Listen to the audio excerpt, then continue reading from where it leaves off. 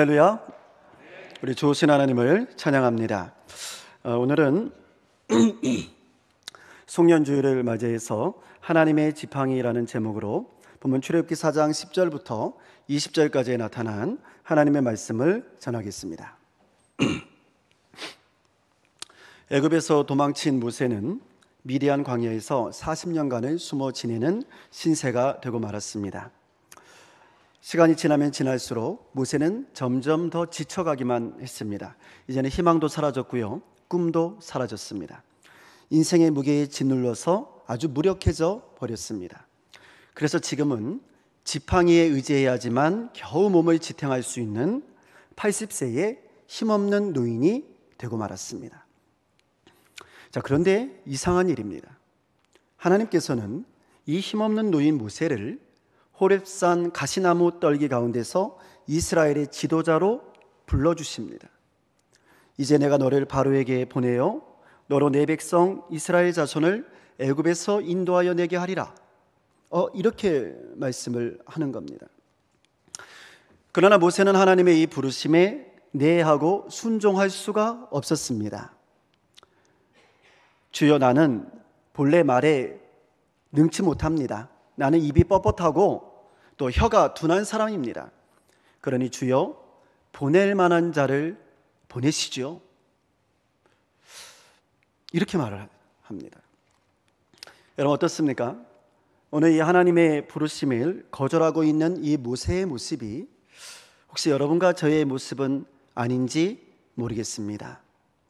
하나님께서 우리 각자에게 맡겨주기를 원하시는 수많은 하나님의 일들이 있는데 우리는 우리의 여러 가지 나약함과 또 부족함을 핑계로 적당히 거절하면서 살아가고 있는 것은 아닐까요? 그러면 사역자를 찾으시는 우리 하나님의 이 부르심에 왜 우리들은 자신 있게 주여 제가 여기 있나이다, 나를 보내소서 라고 말하지 못하는 걸까요? 왜 모세는 지금 하나님의 부르심에 아멘하지 못하고 그 하나님의 부르심을 거절할 수밖에 없었던 걸까요? 성경은 모세가 하나님의 부르심에 순종하지 못했던 이유에 대해서 세 가지로 우리에게 말씀해 주고 있습니다. 첫 번째 이유는요, 이 모세는 주의 일이란 힘있고 능력 있는 사람만이 할 수 있는 일이야, 이렇게 생각을 했던 거예요. 주님의 일은 힘있고 능력 있는 사람들이 하는 거라고 말이죠. 이런 잘못된 생각을 가지고 있었던 겁니다. 모세는 하나님의 일을 하려면 젊었을 때의 자신처럼 힘있고 실력 있고 혈기왕성하고 말을 잘해야지만 할 수 있을 것이다, 그렇게 생각을 했어요. 탁월한 웅변과 강력한 리더십을 가지고 아주 힘있게 백성들을 이끌어낼 수 있는 그런 슈퍼스타들, 그런 사람들만이 하나님의 일을 잘할 수 있을 것이라고 생각을 했던 거죠. 그러나 우리 하나님께서는요, 젊고 능력 있고 또 권세를 가지고 있을 때에 애굽 왕자 모세는 쳐다보지도 않았어. 거듭떠보지도 않았었어요. 오히려 하나님께서는요, 힘이 없고 이제 나이가 들어서 이제는 지팡이에 의지할 수밖에 없는 80세의 노인 그 모세에게 나타나서 그를 사명자로 부르신 겁니다. 할렐루야. 그래서 유명한 부흥사인 무디 목사님이요, 이 모세의 인생에 대해서 이렇게 말한 적이 있어요. 모세는 처음 40년 동안에는 자신을 아주 대단한 인물로 생각하면서 살았다. 그리고 그 다음 40년 동안에는 자신이 아무것도 아닌 사람이라는 것을 수많은 고난을 통해서, 그 광야의 시간을 통해서 깨닫게 되었다. 그리고 마지막 40년 동안에는 아무것도 아닌 사람도 하나님이 선택하시면 얼마든지 능력 있는 사역자가 될 수 있다는 사실을 깨닫게 되었다. 할렐루야. 아멘이신가요? 여러분, 어쩌면 우리도 모세처럼 하나님께서는 능력 있는 사람만을 사용하실 것이라고 생각할지 모릅니다. 그래서 우리는 우리의 연약함을 핑계로 내세워서 나는 부족하다고 그 핑계를 내세우면서 하나님의 부르심을 외면할 때가 많이 있었습니다. 그러나 오히려 우리의 약함은 우리에게 복이 되는 줄로 믿습니다. 왜냐하면 하나님께서는 오히려 약한 자를 들어서 사용하시니까. 아니, 사실은요, 내가 약한 사람이라고 고백하는 사람을 사용하시는 거예요. 그래서 그런 사람을 강하게 하시고 그런 사람에게 능력을 주시고 그래서 하나님의 위대한 일들을 이루어 나가시는 줄로 믿습니다. 모세가 하나님의 부르심에 응답하지 못했던 두 번째 이유는 잘못된 비교의식 때문이었습니다. 본문을 보면요, 이 모세는 지금 말을 잘하는 자신의 형 아론과 자신을 비교하고 있습니다. 그리고 형처럼 유창하고 뛰어난 연설력이 자신에게 없음을 알고서는 지독한 열등감에 빠져서 나는 할 수 없다고 말하는 거예요. 하나님, 나는 그 일을 할 수 없어요. 나는 말을 잘 못해요. 그래서 그는 나는 할 수 없으니 차라리 우리 형을 보내세요. 형을 보내라고 말했잖아요. 형을 보내라고. 그러므로 여러분, 우리는 다른 사람과 자꾸 비교하는 습관은 하나님의 일을 가로막는 커다란 장애물이 된다는 사실을 분명히 알아야 할 줄로 믿습니다. 잘못된 비교의식이 우리의 열등감을 부추기는 거예요. 그래서 하나님의 일을 하지 못하도록 가로막는 거죠. 그러나 보십시오. 우리 하나님께서 모세에게 요청하신 것은 그의 형처럼 뛰어난 말솜씨가 아니었어요. 하나님이 원하시는 것은 그게 아니었다니까요. 오히려 하나님께서는 40년이라고 하는 긴 광야의 그 고난의 시간을 통해서 변화된 이 모세의 겸손함, 이 모세의 낮아짐을 귀하게 여기셨습니다. 그러니까 말을 잘 못해도 괜찮다는 거죠. 다른 사람보다 좀 부족해도 괜찮다는 겁니다. 중요한 것은 하나님께서 쓰시겠다는 겁니다. 하나님이 나 같은 사람이라도 쓰시겠다는데 무슨 다른 말이 더 필요하겠습니까? 하나님이 괜찮다는데요? 하나님이 사용하신다는데 무슨 다른 말이 필요하겠어요? 하나님은 말 잘하는 아론이 아니라 말 못하는 모세를 쓰시겠다는 것입니다. 할렐루야. 하나님이 쓰시겠다는 겁니다. 마지막 세 번째로, 모세가 하나님의 부르심에 응답하지 못했던 이유는요, 하나님께 집중하지 못하고 자신의 힘만 바라보았기 때문입니다. 모세는요, 이스라엘 백성을 구원시키는 이 일을 자신의 힘으로 해야 하는 줄로 알았어요. 자신의 능력으로 해야 하는 줄로 알았어요. 자신의 재능으로 해야 하는 줄로 알았어요. 그러자 뭐가 드러나기 시작했냐면 연약하고 부족한 나약한 모습이 자꾸 드러나는 거예요. 그래서 그는 결국 하나님, 저는 사역을 감당할 능력이 없어요. 다른 사람을 보내세요 라고 말할 수밖에 없었던 거죠. 왜? 나의 힘으로 해야 하는 줄 알았으니까. 여러분, 모세가 하나님의 부르심에 아멘하지 못했던 가장 큰 이유가 바로 여기 있습니다. 모세는 지금 하나님께 초점을 맞추지 않고 있었던 겁니다.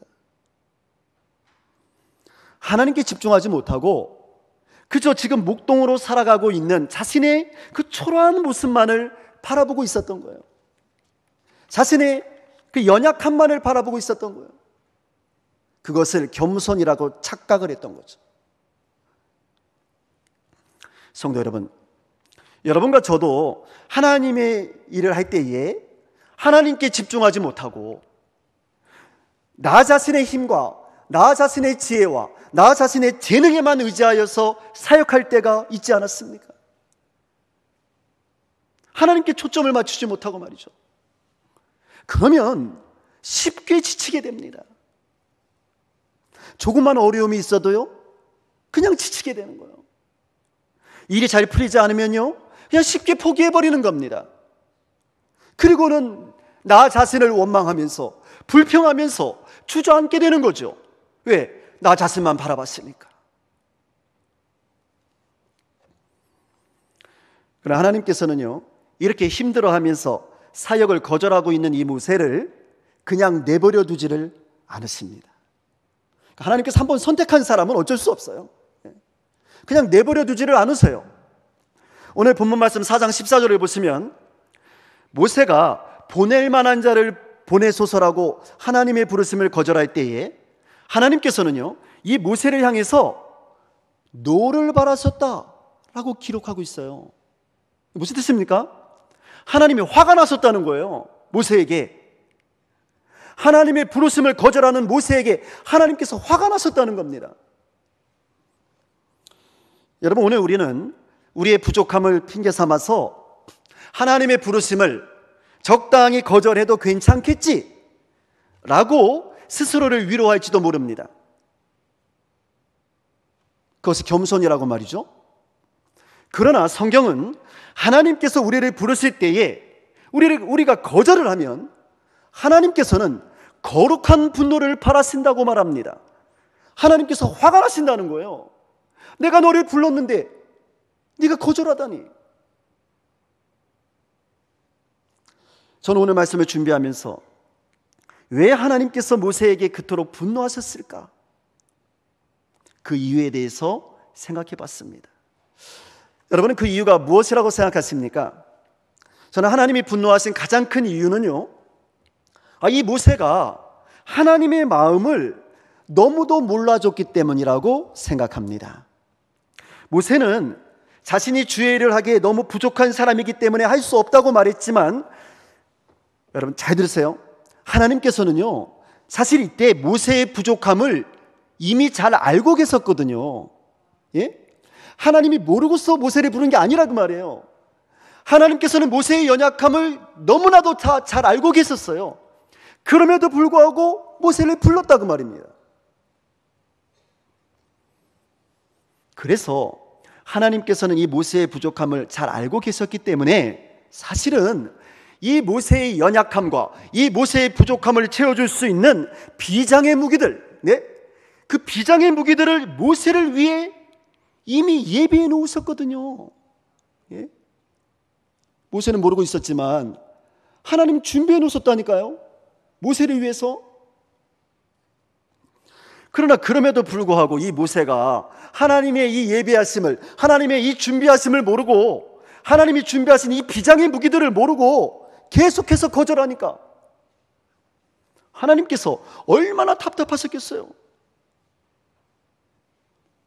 자, 그러면 우리 하나님께서 이 지칠 대로 지친 80세의 노인 모세가 사역을 잘할 수 있도록 예비해 놓으신 비장의 무기, 하나님의 예비하심은 무엇이었을까요?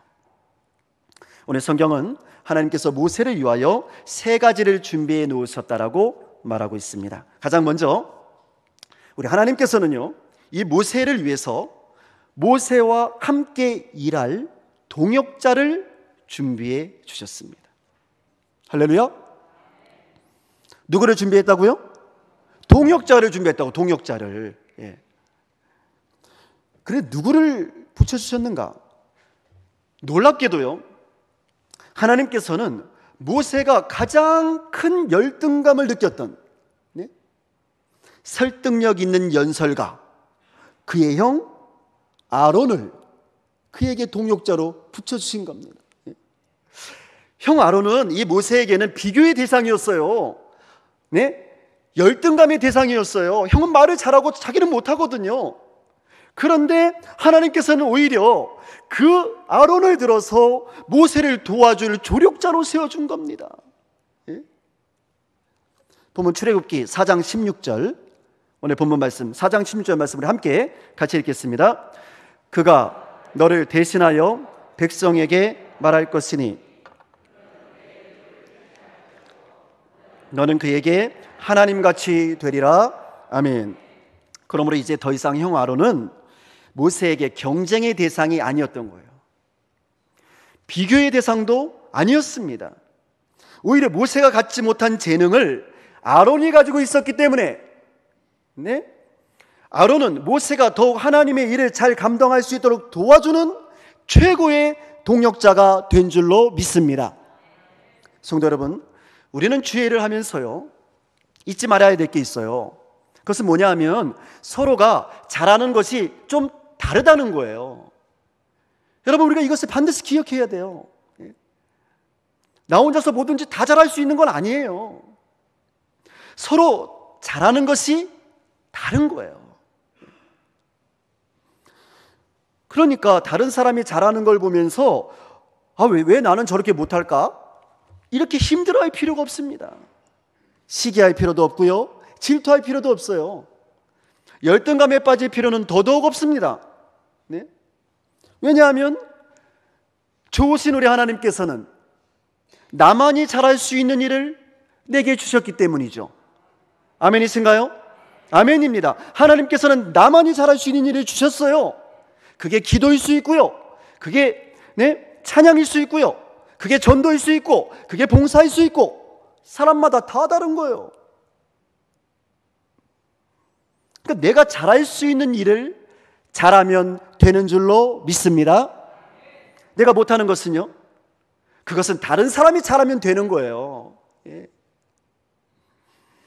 내가 못하는 건 다른 사람이 잘하면 되는 거예요. 여러분, 우리 교회가 못하는 건 다른 교회가 잘하면 되는 거예요.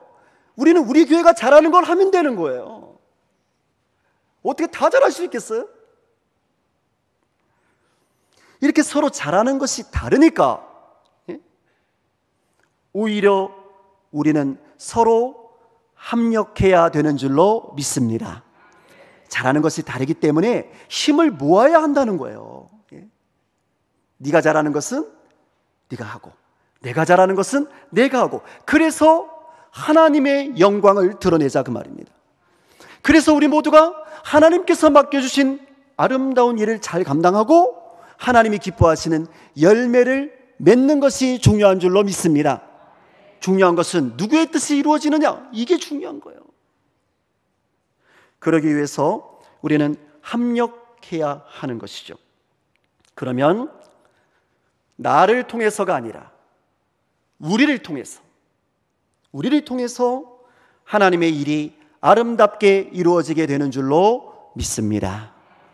두 번째로 하나님께서는요, 뭘 예배해 두셨냐면 모세를 위해서 환경을 바꿔주셨어요. 본문 4장 19절을 보시면 여호와께서 미디안에서 모세에게 이르시되 애굽으로 돌아가라, 내 생명을 찾던 자가 다 죽었느니라, 이렇게 말씀하고 있습니다. 이게 무슨 뜻입니까?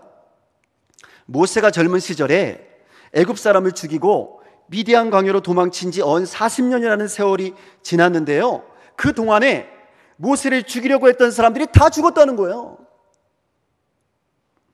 그러니 이제 돌아가도 된다는 겁니다.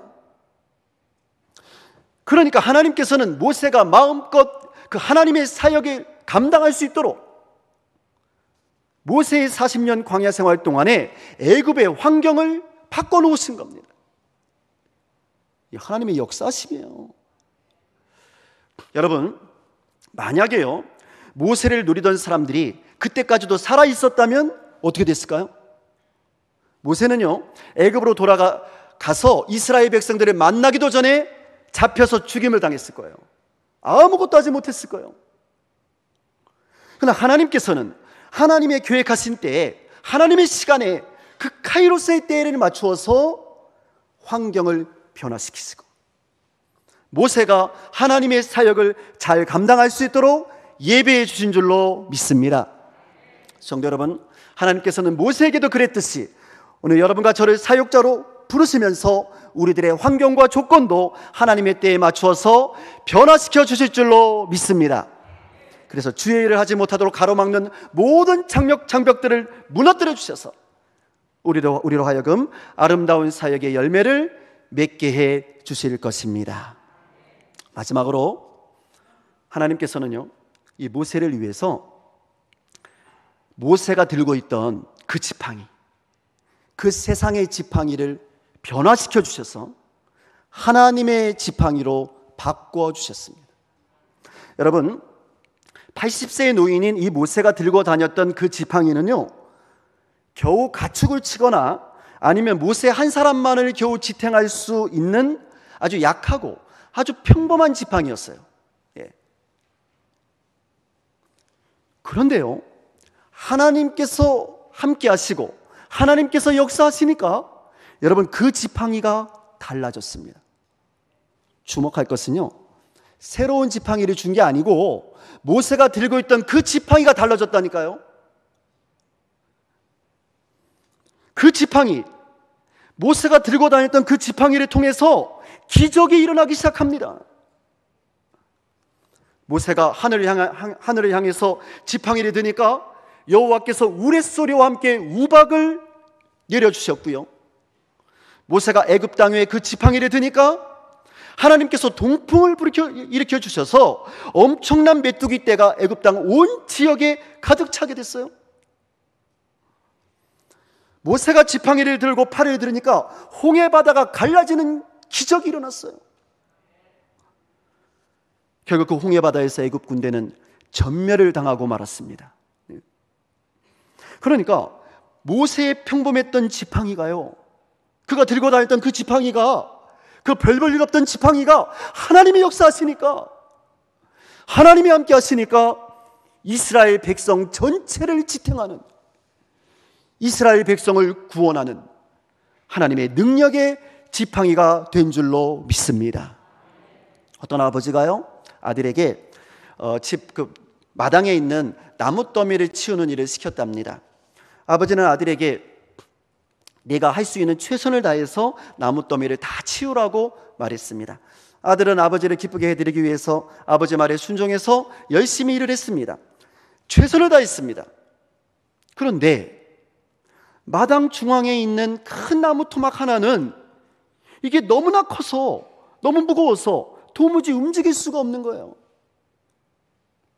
그래서 이 아들이 아버지께 말합니다. 아버지, 저는 최선을 다했는데요, 이 나무 토막은 너무 커서 도저히 옮길 수가 없었어요. 아버지, 죄송해요. 그러자 아버지가 묻습니다. 아들아, 너는 정말로 최선을 다했니? 네, 저 최선을 다했어요. 저는 정말 저의 힘으로 할 수 있는 일은 다 했어요. 그러자 아버지가요, 빙그레 웃으시면서 아들의 어깨를 감싸 안으시면서 이렇게 말했답니다. 아들아, 네가 아직 하지 않은 일이 한 가지 있잖아. 너는 아버지인 내게 도와달라고 말하지 않았잖아. 자, 지금부터는 내가 도와주마. 아들아, 아무 염려하지 마. 내가 너를 도와줄게. 그리고 너의 뒤에는 이 아버지가 항상 있다는 사실을 결코 잊지 말아라. 할렐루야. 성도 여러분, 여러분과 저의 뒤에는 우리의 영적 아버지이신 우리 하나님께서 계신 줄로 믿습니다. 그러므로 우리가 우리 자신의 능력에만 의지하는 것은요, 여러분, 그것은 최선을 다하는 게 아니에요. 나의 힘과 나의 능력과 나의 재능만 의지하는 건 그건 최선을 다하는 게 아니라니까요. 모세의 보잘것없는 지팡이를 변화시키셔서 능력 있는 하나님의 지팡이로 바꿔주신 우리 아버지 하나님의 능력에 의지해야 할 줄로 믿습니다. 그것이 최선을 다하는 거예요. 하나님을 의지하는 게, 그것이 최선을 다하는 거예요. 빌립보서 4장 13절을 보시면 사도 바울이 이렇게 말합니다. 내게 능력 주시는 자 안에서 내가 모든 것을 할 수 있느니라. 아멘. 누구 안에서요? 능력 주시는 자 안에서. 그분이 누군데? 하나님 아버지.